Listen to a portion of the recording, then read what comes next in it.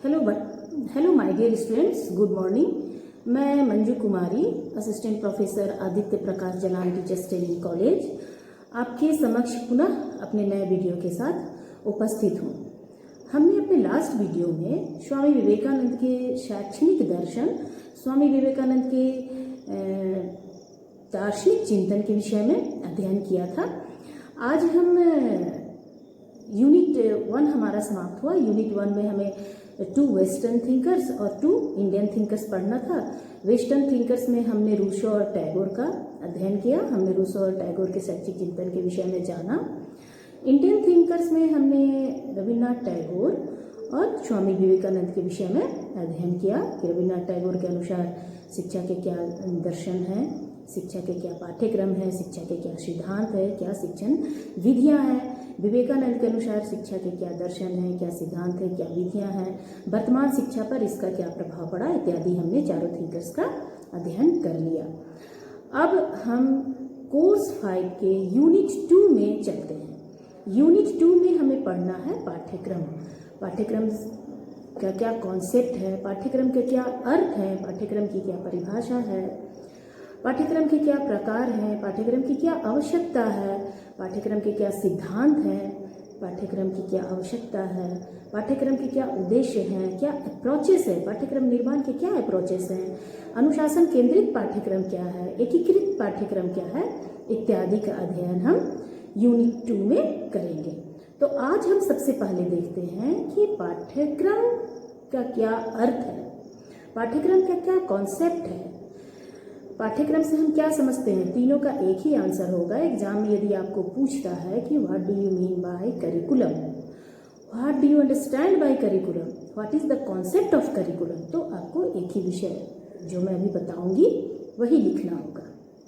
ये काफ़ी इंपॉर्टेंट है, आपको ये सेकेंड ईयर में भी काम आएगा, इसलिए आप ध्यान से सुनिए। करिकुलम से हर साल क्वेश्चन पूछता है। पाठ्यक्रम का अर्थ हम देखते हैं कि शिक्षा जीवन पर्यंत चलने वाली प्रक्रिया है।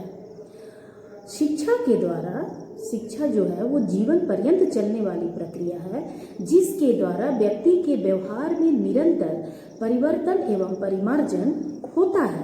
व्यक्ति के व्यवहार में निरंतर परिवर्तन एवं परिमार्जन जो होता है वो अनेक माध्यमों से होता है, किंतु मुख्य रूप से इनका जो माध्यम है उसे हम 2 भागों में वर्गीकृत करते हैं। मुख्य रूप से जो माध्यम है उसको हम 2 भागों में वर्गीकृत करते हैं। पहला है औपचारिक माध्यम और दूसरा है अनौपचारिक माध्यम। औपचारिक माध्यम के अंतर्गत वे माध्यम आते हैं जिनका नियोजन कुछ निश्चित उद्देश्यों की पूर्ति के लिए व्यवस्थित रूप से संस्थापित संस्थाओं में किया जाता है। औपचारिक माध्यम के अंतर्गत वे माध्यम आते हैं जिनका नियोजन कुछ निश्चित उद्देश्यों की पूर्ति के लिए व्यवस्थित ढंग से संस्थापित संस्थाओं में किया जाता है। इस प्रकार की संस्था को हम विद्यालय या स्कूल कहते हैं। किंतु व्यक्ति के व्यवहार में परिवर्तन की प्रक्रिया विद्यालय एवं विद्यालय जीवन में ही पूर्ण नहीं हो जाता है। व्यक्ति के व्यवहार में जो परिवर्तन है वो सिर्फ विद्यालय और विद्यालय जीवन में ही पूर्ण नहीं हो जाता है, बल्कि वह विद्यालय के बाहर तथा जीवन भर चलती रहती है। व्यक्ति जो कुछ भी सीखता है वो सिर्फ विद्यालय में नहीं सीखता है।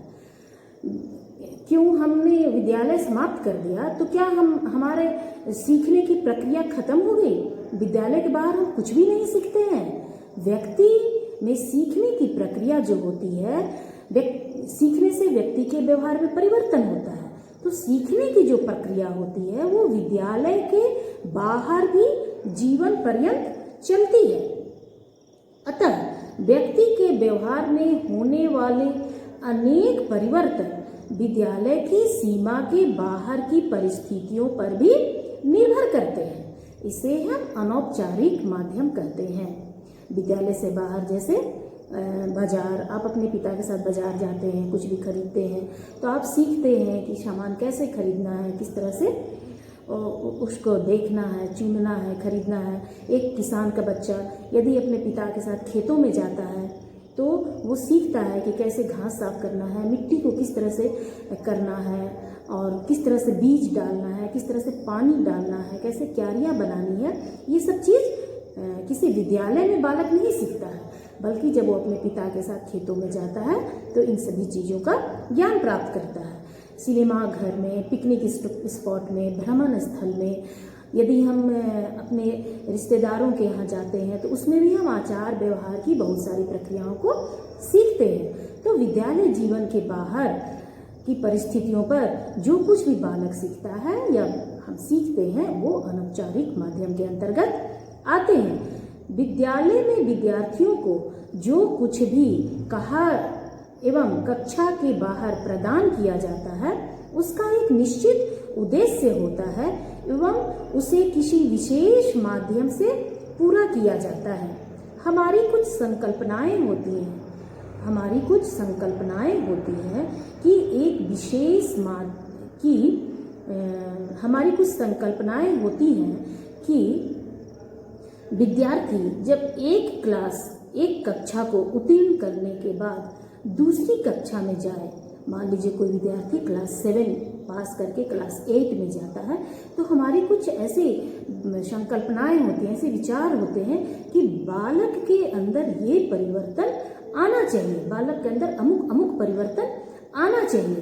तो ये जो हमारी जो संकल्पनाएं हैं कि बालक के अंदर एक कक्षा उत्तीर्ण करने के बाद जब बालक दूसरी कक्षा में जाता है तो उसके अंदर ये परिवर्तन आना चाहिए।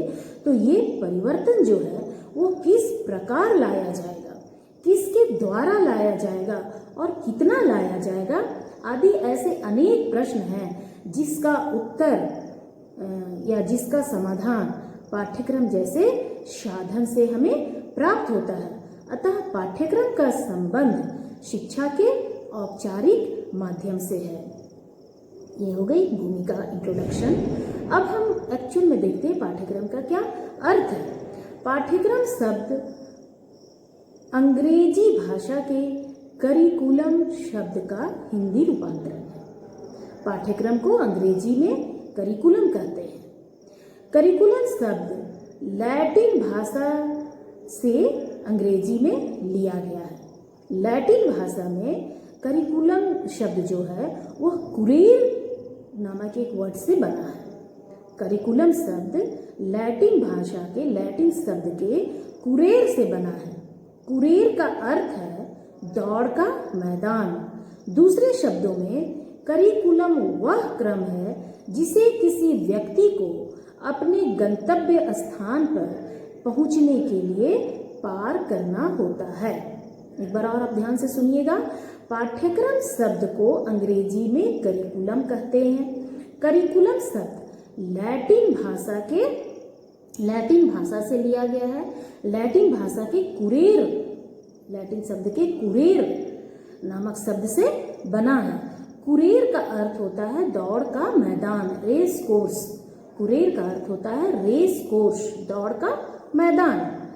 दूसरे शब्दों में करिकुलम वह क्रम है जिसे किसी व्यक्ति को अपने गंतव्य स्थान पर पहुंचने के लिए पार करना होता है। अतः पाठ्यक्रम वह साधन है जिसके द्वारा शिक्षा व जीवन के लक्ष्यों की प्राप्ति होती है। यह अध्ययन का निश्चित एवं तर्कपूर्ण क्रम है। यह अध्ययन का एक निश्चित एवं तर्कपूर्ण क्रम है। निश्चित, तर्कपूर्ण, निश्चित। जैसे आप यहाँ बीएड करने आए हैं तो आपका एक पाठ्यक्रम निश्चित है कि आपको फर्स्ट ईयर में पेपर 1, पेपर 2, पेपर 3, पेपर 4, 5, 6 पढ़ना है। पेपर 7 में आपको मेथड पढ़ना है।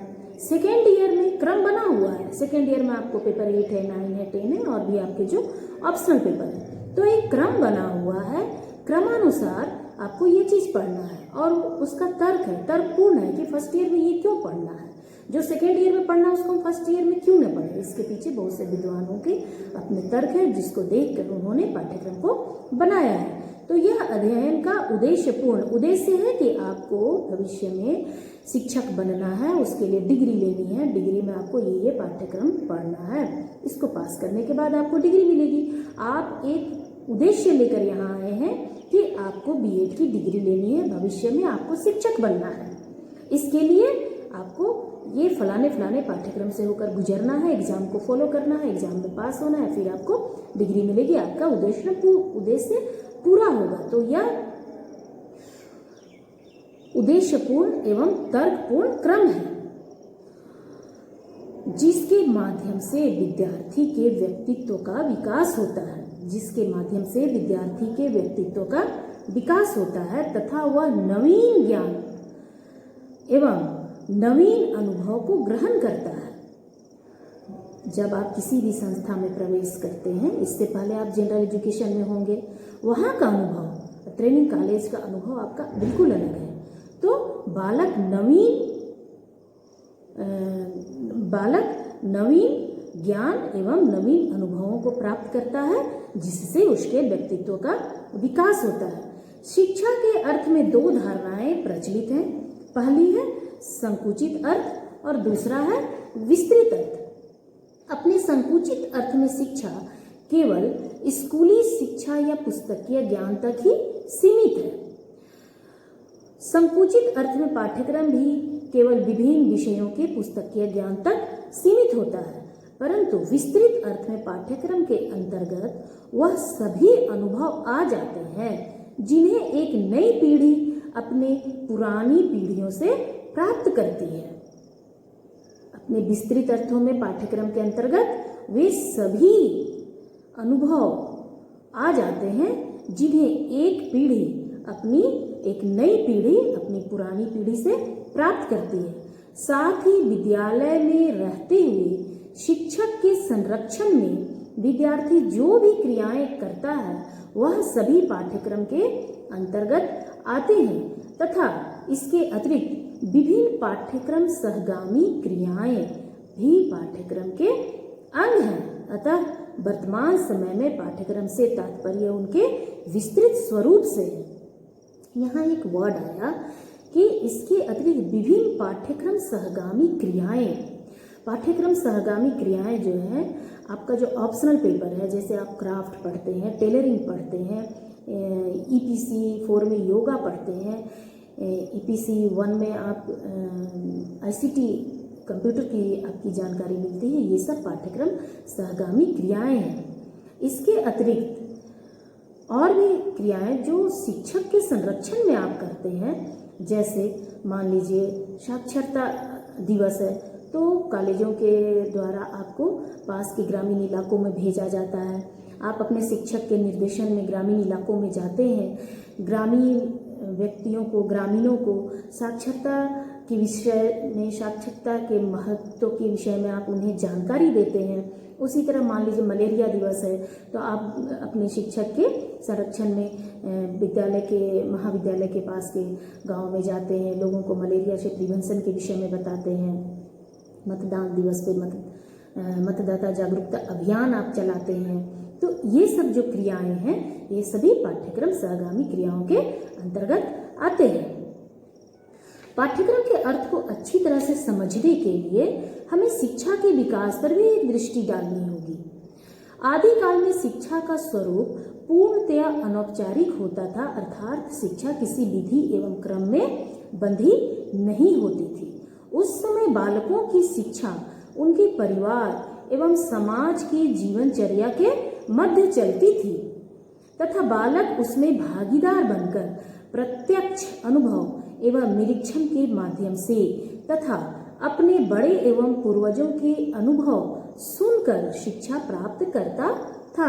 जैसे मैंने आपको बताया कि एक किसान है, वो अपने बच्चे को अपने साथ ले जाता है खेतों में, तो बालक वहाँ प्रत्यक्ष अनुभव और निरीक्षण, जो भी ज्ञान वहाँ बालक प्राप्त करता है वह प्रत्यक्ष अनुभव और प्रत्यक्ष निरीक्षण के आधार पर प्राप्त करता है। उसके अलावा बालक घर में अपने दादा दादी नाना नानी से किस्सों के माध्यम से बहुत ज्ञान प्राप्त करते हैं। तो प्राचीन काल में शिक्षा जो थी वो किसी विधि एवं क्रम में नहीं बंधी थी, किंतु सभ्यता के विकास के साथ साथ मानव के ज्ञान राशि के संचित कोष में निरंतर वृद्धि होती गई और मनुष्य के जीवन में जटिलताएं एवं विविधताएं आती गई। परिणाम स्वरूप व्यक्ति के पास समय और साधन दोनों का अभाव होने लगा और उसकी शिक्षा अपूर्ण रहने लगी। अतः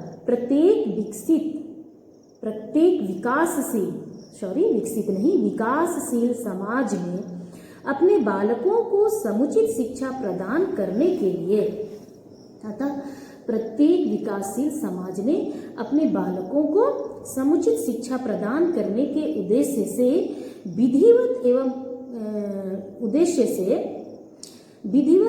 शिक्षा को विधिवत एवं क्रमबद्ध बनाने का प्रयास प्रारंभ किया। इसके लिए समाज में विद्यालयों की स्थापना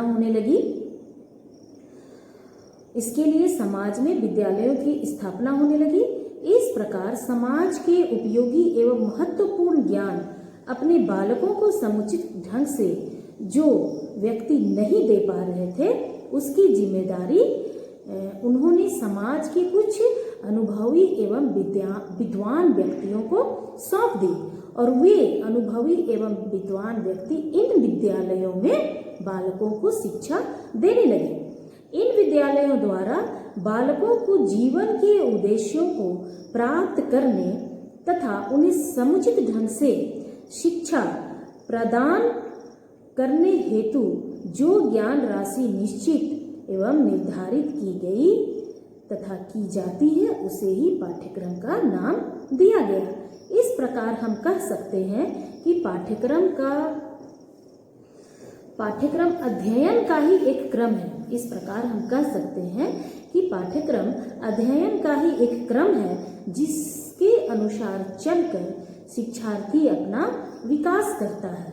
अतः यदि शिक्षा की तुलना दौड़ से की जाए तो पाठ्यक्रम उस दौड़ के मैदान के समान है जिसे पार करके दौड़ने वाले अपने निश्चित लक्ष्य तक पहुंचते हैं। एक बार और सुनिएगा, पाठ्यक्रम अध्ययन का ही एक क्रम है जिसके अनुसार चलकर विद्यार्थी अपना विकास करता है। अतः यदि शिक्षा की तुलना दौड़ से की जाए तो पाठ्यक्रम उस दौड़ के मैदान के समान है जिसे पार करके दौड़ने वाले अपने निश्चित लक्ष्य तक पहुंच जाते हैं। अब हम देखते हैं पाठ्यक्रम की परिभाषा। विभिन्न शिक्षा शास्त्रियों ने, विभिन्न समाज शास्त्रियों ने, विभिन्न दर्शन शास्त्रियों ने अपने अपने समय के हिसाब से उस समय समाज की क्या उद्देश्य थे, क्या आवश्यकता थी, उसके हिसाब से पाठ्यक्रम की परिभाषाएं दी। इनमें पहला है बबीट महोदय ने पाठ्यक्रम की परिभाषा देते हुए कहा है कि उच्चतर जीवन जीने के लिए प्रतिदिन और 24 घंटे की जा रही समस्त क्रियाएं पाठ्यक्रम के अंतर्गत आती हैं। उच्चतर जीवन के लिए प्रतिदिन और 24 घंटे की जा रही समस्त क्रियाएं पाठ्यक्रम के अंतर्गत आते हैं। डीवी एक बहुत ही बड़े शिक्षा शास्त्री थे। मैंने आपको डीवी का जब दर्शन पढ़ाया था तो बताया था कि डीवी प्रयोजनवादी है। ये बहुत ही बड़े शिक्षा शास्त्री थे। इन्होंने पाठ्यक्रम के विषय में कहा है कि सीखने का विषय या पाठ्यक्रम पदार्थों, विचारों और सिद्धांतों का चित्रण है जो निरंतर उद्देश्यपूर्ण क्रियान्वेषण के साधन या बाधा के रूप में आ जाते हैं। हमारे देश में शिक्षा आयोग है, प्राथमिक शिक्षा आयोग, माध्यमिक शिक्षा आयोग, उच्च शिक्षा आयोग। तो माध्यमिक शिक्षा आयोग जो है उसने पाठ्यक्रम के विषय में पाठ्यक्रम को परिभाषित करते हुए कहा है कि पाठ्यक्रम का अर्थ केवल उन सैद्धांतिक विषयों से नहीं है जो विद्यालयों में परंपरागत रूप से पढ़ाए जाते हैं, बल्कि इसमें अनुभवों की वह संपूर्णता भी सम्मिलित होती है जिनको विद्यार्थी विद्यालय, कक्षा, पुस्तकालय, प्रयोगशाला, कार्यशाला, खेल के मैदान तथा शिक्षक एवं छात्रों के अनेक अनौपचारिक संपर्कों से प्राप्त करता है। इस प्रकार विद्यालय का संपूर्ण जीवन पाठ्यक्रम हो जाता है, जो छात्रों के जीवन के सभी पक्षों को प्रभावित करता है और उनके संतुलित व्यक्तित्व के विकास में सहायता देता है। तो पाठ्यक्रम का अर्थ और परिभाषा आपको समझ में आ गया होगा। अब हम देखते हैं कि पाठ्यक्रम निर्माण के क्या सिद्धांत हैं। यदि कोई भी पाठ्यक्रम बनाया जाता है, जैसे आपका बीएड का ही पाठ्यक्रम है, आपने आईए करके आया, बीए करके आया, मैट्रिक करके आया, तो आपका पाठ्यक्रम था, तो इसके पीछे किन किन आवश्यकताओं का, किन किन उद्देश्यों का, किन किन सिद्धांतों का ख्याल रखा जाता है, किसका विश्लेषण किया जाता है, कैसे पाठ्यक्रम, आखिर जो पाठ्यक्रम बना उसके पीछे क्या सिद्धांत है। कुछ तथ्य होंगे, कुछ उसके नियम होंगे, कुछ वैज्ञानिक नियम, कुछ सामाजिक नियम होंगे, जिनके आधार पर पाठ्यक्रम का निर्धारण किया जाता है। तो अब हम देखते हैं कि पाठ्यक्रम निर्माण की प्रक्रिया एवं सिद्धांत क्या है। पाठ्यक्रम निर्माण के सिद्धांत किसी समाज के लिए शिक्षा का पाठ्यक्रम का निर्धारण करने में दार्शनिक विचारधारा, सामाजिक मूल्यों, विश्वासों एवं परंपराओं, राजनीतिक विचारधारा, मनोवैज्ञानिक एवं वैज्ञानिक प्रवृत्तियों आदि की महत्वपूर्ण भूमिका होती है। पाठ्यक्रम के निर्माण में इनके प्रभावों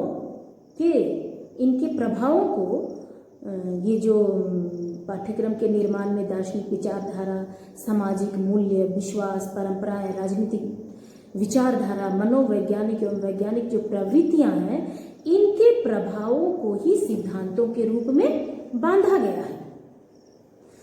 एग्जाम्पल उदाहरण स्वरूप हम देखते हैं कि दर्शन शास्त्र के प्रभाव के परिणाम स्वरूप उत्पन्न प्रमुख सिद्धांत यह है कि पाठ्यक्रम एक दर्शन शास्त्री अपने दर्शन के हिसाब से ही पाठ्यक्रम निर्माण के विषय में सोचेगा। तो वो कहता है कि पाठ्यक्रम का निर्माण समाज के उद्देश्यों के अनुसार होना चाहिए, क्योंकि वो एक दर्शन शास्त्री है, तो वो समाज को दर्शन की दृष्टि से देखता है। तो वो कहता है कि पाठ्यक्रम का निर्माण जो है वो समाज के उद्देश्यों के अनुसार होना चाहिए। अब एक समाज शास्त्री जो है वो पाठ्यक्रम पर समाज शास्त्र का प्रभाव देखना चाहता है। अतः वह कहता है कि समाज शास्त्र के प्रभाव से उत्पन्न सिद्धांत के अनुसार पाठ्यक्रम में मानव समाज के समस्त उपयोगी अनुभवों एवं क्रियाओं को स्थान देना चाहिए। एक समाजशास्त्री अपने हिसाब से पाठ्यक्रम के निर्माण के लिए सिद्धांत बताता है, और एक मनोवैज्ञानिक जो है वो पाठ्यक्रम निर्माण में सर्वप्रमुख बालक को स्थान देता है। एक जो मनोवैज्ञानिक होता है वह पाठ्यक्रम निर्माण में सबसे अधिक बल बालक को देता है। अतः वह कहता है कि पाठ्यक्रम निर्माण में बालक की रुचि, अभिरुचि, बालक की क्षमता, बालक की आवश्यकता, बालक की IQ लेवल, बुद्धि, लब्धि इत्यादि को ध्यान में रखकर पाठ्यक्रम का निर्माण करना चाहिए। और दूसरी तरफ, क्योंकि मैंने पहले ही बताया कि वैज्ञानिक प्रवृत्तियों आदि का पाठ्यक्रम निर्माण में प्रभाव होता है, तो दूसरी तरफ जो वैज्ञानिक है, विज्ञान एवं वैज्ञानिक प्रवृत्ति को विकसित करने वाले जो हैं वो चाहते हैं कि पाठ्यक्रम में अधिक से अधिक वैज्ञानिक विषयों का समावेश हो, ऐसी क्रियाओं का समावेश हो जो मानव के भौतिक जीवन के लिए उपयोगी हो, क्योंकि विज्ञान ने हमारे भौतिक सुख साधनों को बहुत बढ़ा दिया है। तो जो एक वैज्ञानिक प्रवृत्ति का व्यक्ति होता है वो समाज में भौतिकता को लाना चाहता है, और वो चाहता है कि पाठ्यक्रम में ऐसी क्रियाओं, ऐसे वस्तुओं का समावेश हो जो मानव के भौतिक जीवन के लिए उपयोगी हो, तथा क्या नहीं है, तथा किस वस्तु को मानव के लिए कैसे उपयोगी बनाया जाता है, इन प्रश्नों का समाधान विज्ञान ही कर सकता है। तो पाठ्यक्रम निर्माण की प्रक्रिया में विभिन्न दर्शन शास्त्री, शिक्षा शास्त्री, समाज शास्त्री, वैज्ञानिकों ने अपने अपने ढंग से पाठ्यक्रम का निर्माण करना चाहा। इस प्रकार पाठ्यक्रम के निर्माण में दार्शनिक, सामाजिक, मनोवैज्ञानिक एवं वैज्ञानिक प्रवृत्तियों का हमें समावेश मिलता है और उन प्रवृत्तियों के महत्व के आधार पर पाठ्यक्रम का निर्माण किया गया है। पाठ्यक्रम के निर्माण के कुछ प्रमुख सिद्धांत हैं, जिसमें पहला है जीवन से संबंधित होने का सिद्धांत। पहला है जीवन से संबंधित होने का सिद्धांत, principle of relationship with life. Principle of relationship with life. पाठ्यक्रम निर्माण का सब प्रमुख सिद्धांत यह है कि पाठ्यक्रम में उन्हीं विषयों, क्रियाओं एवं वस्तुओं का समावेश किया जाए जिनका किसी न किसी रूप में बालकों के वर्तमान जीवन से संबंध हो तथा साथ ही वे बालक के भावी जीवन के लिए भी उपयोगी हो। ऐसे विषयों का अध्ययन करके ही बालक जीवन में सफलता प्राप्त कर सकता है। दूसरा है शैक्षिक उद्देश्यों से अनुरूपता का सिद्धांत। दूसरा सिद्धांत है शैक्षिक उद्देश्यों से अनुरूपता का सिद्धांत, principle of conformity with the AIIMS of education. Principle of conformity with the AIIMS of education. पाठ्यक्रम शैक्षिक उद्देश्यों की प्राप्ति का साधन है, अतः पाठ्यक्रम का निर्धारण करते समय शिक्षा के उद्देश्यों पर निरंतर ध्यान रखना चाहिए। इसलिए पाठ्यक्रम में उन्हीं विषयों एवं क्रियाओं का समावेश करना चाहिए जो शिक्षा के उद्देश्यों के अनुकूल हो। वर्तमान में शिक्षा का उद्देश्य बालकों का शारीरिक, मानसिक, सामाजिक, सांस्कृतिक एवं चारित्रिक विकास करने के साथ साथ उन्हें किसी उद्योग अथवा उत्पादन कार्य में निपुण करना है, अर्थात उन्हें व्यक्तिगत एवं सामाजिक दोनों रूप से विकसित करना है। पाठ्यक्रम निर्माण करते समय हमें इन उद्देश्यों को ध्यान में रखना चाहिए। तीसरा प्रमुख सिद्धांत है उपयोगिता का सिद्धांत, प्रिंसिपल ऑफ यूटिलिटी। उपयोगिता का सिद्धांत, प्रिंसिपल ऑफ यूटिलिटी। यह सिद्धांत मैंने जो पहला सिद्धांत आपको बताया था, जीवन से संबंधित होने का सिद्धांत, करीब करीब उसी के अनुसार है। यह सिद्धांत लगभग जीवन से संबंधित होने के सिद्धांत के ही अनुरूप है। इसके अनुसार पाठ्यक्रम में उन्हीं विषयों को स्थान दिया जाना चाहिए जो बालकों के भावी जीवन में काम आ सके। पाठ्यक्रम में उन्हीं विषयों को स्थान देना चाहिए जो बालकों के भावी जीवन में काम आ सके। नन का मानना है कि मनुष्य अपने बच्चे को केवल ज्ञान के प्रदर्शन के नन का मानना है कि मनुष्य अपने बच्चे को केवल ज्ञान के प्रदर्शन के लिए व्यर्थ की बातें नहीं सिखाना चाहता, बल्कि वह चाहता है कि बालकों को ऐसी बातें सिखाई जाए जो जीवन के लिए उपयोगी है। क्या उपयोगी है और क्या उपयोगी नहीं है, यह समय विशेष की विचारधारा निश्चित करेगी। जैसे अभी कुछ समय पहले तक मोबाइल को कहा जाता था कि ये बच्चों को बर्बाद कर रहा है, लेकिन आज देखिए यही मोबाइल से बच्चे शिक्षा प्राप्त कर रहे हैं ऑनलाइन क्लास के माध्यम से। आज के 10-15 साल पहले क्या टेक्नोलॉजी का इतना डिमांड था जितना आज है? टेक्नोलॉजी इतनी विकसित हो गई है, तो क्या उपयोगी है और क्या अनुपयोगी है, यह समय निश्चित करेगा। समय विशेष के उद्देश्य के हिसाब से क्या उपयोगी है पाठ्यक्रम और कौन सा पाठ्यक्रम में विषय उपयोगी नहीं है, ये समय विशेष निश्चित करेगा। नंबर 4 है बहुत ही प्रमुख सिद्धांत है बाल केंद्रीयता का सिद्धांत। लगभग सभी शिक्षा शास्त्री, दर्शन शास्त्री पाठ्यक्रम में बालक को महत्वपूर्ण स्थान देना चाहते हैं। तो चौथा है बाल केंद्रित, फोर्थ है, नेक्स्ट पॉइंट है बाल केंद्रीयता का सिद्धांत, principle of child centredness. Principle of child centredness, मनोविज्ञान बाल केंद्रित शिक्षा पर सर्वाधिक बल देता है, अतः इसके अनुसार पाठ्यक्रम भी बाल केंद्रित होना चाहिए। इसका तात्पर्य यह है कि पाठ्यक्रम बालकों की रुचियों, आवश्यकताओं, क्षमताओं, योग्यताओं, मनोवृत्तियों तथा बुद्धि एवं आयु के अनुकूल होना चाहिए। जैसा कि मैंने रविन्द्रनाथ टैगोर, रूसो, विवेकानंद, डीवी आपको पढ़ा है, तो उसमें सभी शिक्षा शास्त्री कहते हैं कि पाठ्यक्रम जो है बालक की अवस्थाओं के अनुकूल होना चाहिए। ऐसा नहीं कि 5 साल के बच्चे को हम 12 साल के बच्चे का पाठ्यक्रम दे दें और 12 साल के बच्चे को 5 साल के बच्चे का पाठ्यक्रम दे देंगे, तो क्या हमारा उद्देश्य सफल होगा? जिस उद्देश्य से हमने पाठ्यक्रम का निर्माण किया है, क्या वो सफल होगा? तो बच्चों को उनकी रुचि, रुझान एवं योग्यता के अनुसार कुछ वर्गों में रखा जा सकता है। पाठ्यक्रम बालक की रुचि, अभिरुचि के अनुसार होना चाहिए, योग्यता के अनुसार होना चाहिए, तो इसमें बालकों को भी वर्गीकृत किया गया है।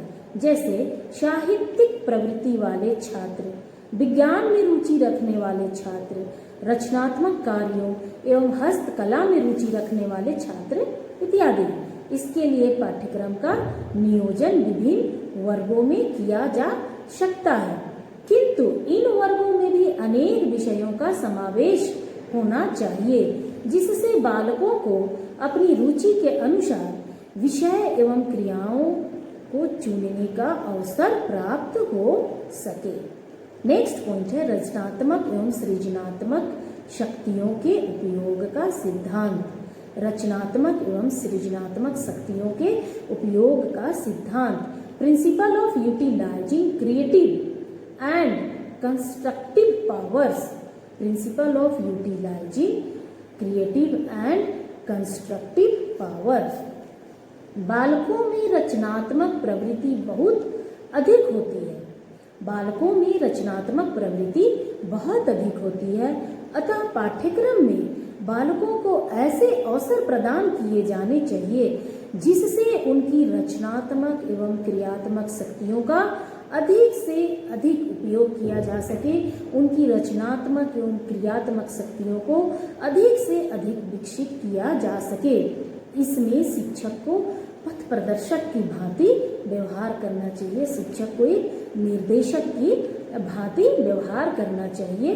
बालकों में छुपी हुई प्रतिभा को, बालकों के मनोविज्ञान के अनुसार छुपी हुई प्रतिभा को पहचान कर एक शिक्षक को चाहिए कि वह बालकों की इस प्रवृत्ति को प्रोत्साहित करे और अधिक से अधिक उनकी रचनात्मक एवं क्रियात्मक शक्तियों का विकास करे। नेक्स्ट है खेल एवं कार्य की क्रियाओं के अंतर संबंध का सिद्धांत। खेल एवं कार्य की क्रियाओं के अंतर संबंध का सिद्धांत, principle of inter relation of play and work activities. बालक खेल की क्रियाओं में बहुत अधिक रुचि रखता है, किंतु कार्य के प्रति वह उतनी अधिक रुचि प्रदर्शित नहीं करता है। इसका प्रमुख कारण यह है कि खेल की क्रियाओं में बालक जितनी आनंद की अनुभूति करता है, उतना वह कार्य की क्रियाओं में नहीं करता है। अतः पाठ्यक्रम निर्माण में इस बात पर बल दिया जाना चाहिए कि ज्ञान संबंधी क्रियाओं से भी बालकों को खेल की क्रियाओं के समान ही आनंद प्राप्त हो सके। इसका अर्थ यह नहीं है कि ज्ञान एवं खेल की क्रियाओं को एक जैसा समझा जाए, बल्कि इसका आशय यह है कि ज्ञान की क्रियाओं को रुचिकर बनाने के लिए खेल की क्रियाओं के साथ उसका कोरिलेशन, उसमें संबंध स्थापित किया जाए। जैसे किंडरगार्टन स्कूलों में आप देखिएगा कि दीवार पे, एक तरफ दीवार पे वेजिटेबल्स, तरह तरह के वेजिटेबल्स का ड्राइंग बना के उसका नाम लिख दिया जाता है। एक तरफ की दीवारों पे तरह तरह के फ्रूट्स बना दिए जाते हैं। एक तरफ टेबल लिखा होता है एक तरफ कुछ लिखा होता है और बच्चे उसको देख देख कर खेल खेल कर सीखते हैं। 1 2 उन्हें राइम्स के माध्यम से, ABCD उन्हें राइम्स के माध्यम से खेल खेल में सिखाया जाता है। तो बालक ज्ञान की क्रियाओं को खेल की क्रियाओं से आत्मसात कर लेता है और उसे आनंद की अनुभूति होती है। नेक्स्ट है संस्कृति एवं सभ्यता के ज्ञान का सिद्धांत। संस्कृति एवं सभ्यता के ज्ञान का सिद्धांत, principle of the knowledge of culture and civilisation. Principle of the knowledge of culture and civilisation. पाठ्यक्रम के निर्माण के समय इस बात पर भी ध्यान रखा जाना चाहिए इसमें उन विषयों, वस्तुओं एवं क्रियाओं को अवश्य सम्मिलित किया जाए जिससे बालकों को अपनी संस्कृति एवं सभ्यता का ज्ञान प्राप्त हो सके। शिक्षा का एक उद्देश्य संस्कृति एवं सभ्यता का संरक्षण और विकास करना भी है। आज आधुनिक शिक्षा, आप कहीं भी सेमिनार वगैरह अटेंड कीजिएगा तो देखिएगा कि इस विषय पर बड़े बड़े विद्वान, बड़े बड़े समाजशास्त्री, शिक्षा शास्त्री इस विषय पर चिंतन कर रहे हैं कि क्या कारण है कि आज समाज में शिक्षा का मूल्य गिर गया है। कहीं न कहीं उसका यह कारण जरूर है कि हम अपनी संस्कृति एवं सभ्यता से विमुख होते जा रहे हैं। आज की जो आधुनिक शिक्षा प्रणाली है, वो जो वैज्ञानिक युग आया और ये जो आधुनिक शिक्षा टेक्नोलॉजी की जो हम पढ़ाई कर रहे हैं, उसमें बालक कहीं न कहीं अपनी संस्कृति और सभ्यता से दूर होते जा रहे हैं, जिससे उनमें मूल्यों में गिरावट आ रही है। अतः पाठ्यक्रम ऐसा होना चाहिए जिससे बालक अपने सभ्यता एवं संस्कृति का तो ज्ञान प्राप्त कर सके, साथ ही साथ उसका संरक्षण भी कर सके। नेक्स्ट है व्यक्तिगत भिन्नता एवं लचीलेपन का सिद्धांत। व्यक्तिगत भिन्नता, मनोविज्ञान के विकास से पूर्व सभी के लिए एक जैसा ही पाठ्यक्रम समझा जाता था और सभी बालकों को एक जैसा ही समझा जाता था। लेकिन मनोविज्ञान के विकास ने यह सिद्ध कर दिया कि बालकों में व्यक्तिगत विभिन्नता होती है, बालकों में इंडिविजुअल डिफरेंसेस होते हैं। अतः प्रत्येक बालक की रुचि, अभिरुचि, आवश्यकता, क्षमता, योग्यता, मनोवृत्ति और बुद्धि अलग अलग होती है, भिन्न भिन्न होती है तथा उनका अपना अलग व्यक्तित्व होता है। कोई स्लोअर लर्नर होते हैं, कोई काफ़ी फास्ट होते हैं, तीव्र बुद्धि के होते हैं, कोई मंद बुद्धि के होते हैं, कोई मीडियम होते हैं। तो सबका व्यक्तित्व भी अलग होता है। इसलिए सभी के लिए एक समान पाठ्यक्रम की अवधारणा, एक समान पाठ्यक्रम का निर्माण बिल्कुल उपयुक्त नहीं है। अतः पाठ्यक्रम में विविधता एवं लचीलापन होना चाहिए। यदि पाठ्यक्रम लचीला नहीं होगा, पाठ्यक्रम कठोर होगा, फ्लेक्सिबल नहीं होगा, रिजिड होगा, तो समय के अनुसार हम पाठ्यक्रम में परिवर्तन नहीं कर पाएंगे। अतः पाठ्यक्रम को विविधता वाला होना चाहिए, पाठ्यक्रम को लचीला होना चाहिए। इससे पाठ्यक्रम में आवश्यकता अनुसार परिवर्तन किया जा सकेगा। नेक्स्ट है अग्रदर्शिता का सिद्धांत, प्रिंसिपल ऑफ फॉरवर्ड लुकिंग। अग्रदर्शिता का सिद्धांत, प्रिंसिपल ऑफ फॉरवर्ड लुकिंग, जैसे कि नाम से लग रहा फॉरवर्ड लुकिंग, आगे की ओर देखने वाला। तो पाठ्यक्रम निर्माण के प्रथम सिद्धांत के अनुसार, पाठ्यक्रम निर्माण का जो हमने पहला सिद्धांत बताया था आपको, उसके अनुसार पाठ्यक्रम में उन्हीं विषयों एवं क्रियाओं का, पहला सिद्धांत क्या बताया था हमने, जीवन से संबंधित होने का सिद्धांत। तो पाठ्यक्रम निर्माण के प्रथम सिद्धांत के अनुसार पाठ्यक्रम में उन्हीं विषयों एवं क्रियाओं का समावेश करना चाहिए जो बालक के जीवन से संबंधित हो, किंतु सफल जीवन यापन के लिए वर्तमान जीवन के साथ साथ भावी जीवन में भी उपयोगी हो। ऐसे विषयों एवं क्रियाओं का पाठ्यक्रम में स्थान देना चाहिए, पाठ्यक्रम में सम्मिलित किया जाना चाहिए, जो बालकों के जीवन में आने वाली समस्याओं एवं परिस्थितियों को समझने एवं उसका समाधान करने योग्य बालक को बना सके, समाधान करने में सहायक सिद्ध हो। बालक जो कुछ भी विद्यालय में सीखता है उसके द्वारा उसमें ऐसी योग्यता आनी चाहिए कि वह जीवन की परिस्थितियों से अनुकूलन कर सके, एडजस्टमेंट कर सके, जीवन की परिस्थितियों से अनुकूलन कर सके तथा आवश्यकता पड़ने पर परिस्थितियों में परिवर्तन भी कर सके। नेक्स्ट है अनुभवों की पूर्णता का सिद्धांत, principle of the totality of experiences, principal of the totality of experiences. पाठ्यक्रम के अंतर्गत मानव जाति के अनुभवों की पूर्णता निहित होनी चाहिए। पाठ्यक्रम के अंतर्गत मानव जाति के अनुभवों की पूर्णता निहित होनी चाहिए। इसका तात्पर्य यह है कि पाठ्यक्रम में परंपरागत ढंग से पढ़ाए जाने वाले सैद्धांतिक विषयों के साथ साथ उन सभी अनुभवों को स्थान दिया जाना चाहिए जिनको बालक विभिन्न क्रियाओं द्वारा प्राप्त करता है। ये क्रियाएं विद्यालय, खेल के मैदान, कक्षा कक्ष, प्रयोगशाला, पुस्तकालय एवं छात्रों एवं शिक्षकों के अनौपचारिक संपर्कों से निरंतर हमें प्राप्त होते रहते हैं। नेक्स्ट है उत्तम आचरण के आदर्शों की प्राप्ति का सिद्धांत, उत्तम आचरण के आदर्शों की प्राप्ति का सिद्धांत, principle of achievement of wholesome behaviour pattern, principle of achievement of wholesome behaviour pattern. बालक के समाजीकरण तथा सफल एवं कुशल भावी जीवन के लिए उत्तम आचरण का विकास करना आवश्यक होता है। बालक के समाजीकरण तथा सफल एवं व्यवहार कुशल जीवन के लिए उसमें उत्तम आचरण का विकास करना आवश्यक होता है। अतः पाठ्यक्रम में उन्हीं विषयों, क्रियाओं एवं वस्तुओं को सम्मिलित किया जाना चाहिए जिससे बालकों को उत्तम आचरण के आदर्शों की शिक्षा मिल सके।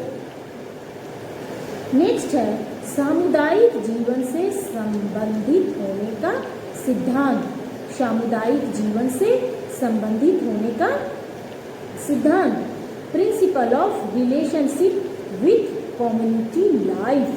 जैसा कि हम सभी जानते हैं कि मनुष्य एक सामाजिक प्राणी है, वह समाज में रहता है और समाज में वो एक समुदाय बनाकर रहता है, क्योंकि मनुष्य अकेला नहीं रह सकता, वह समुदाय में रहता है।